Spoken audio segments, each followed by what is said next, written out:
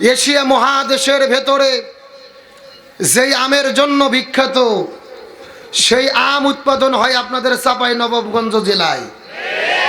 চাঁপাইগঞ্জের লোক ঠিক এত আসতে বললে হবে না, জোরে বলেন ঠিক কিনা? এটা হচ্ছেন আপনাদের জন্য গর্ব। সারা বাংলাদেশে সাপ্লাই হয় আপনার এই চাঁপাইনবাবগঞ্জ জেলার আম। শুধুমাত্র বাংলাদেশ নয়, বিভিন্ন দেশের ভেতরে সরকারিভাবে এই আমগুলোকে সাপ্লাই করা হয়, আলহামদুলিল্লাহ বলেন।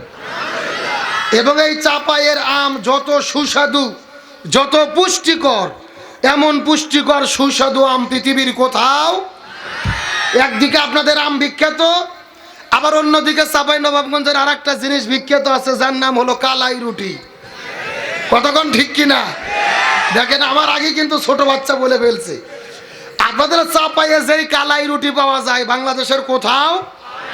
তাও কি শুধু কালাই রুটি?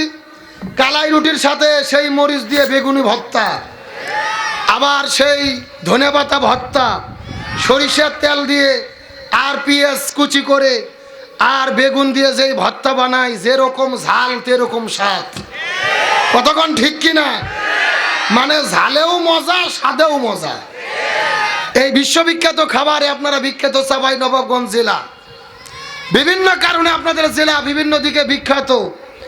আবার এই চাঁপাইনবাবগঞ্জ জেলার ভেতরেই ভারতের হাইকোর্টে যখন কোরআনকে বাতিল করার জন্য রায় দেওয়া হয়েছিল, এই চাঁপাইনবাবগঞ্জ জেলার ভেতরেই মুসলমান তরুণেরা নিজেদের শরীরের তাজা রক্ত ঢেলে দিয়ে প্রমাণ করেছিল, আমরা প্রয়োজনে জীবন দেব, তবে চাঁপাইয়ের মানুষ কোরআনের অপমান করতে দেব না।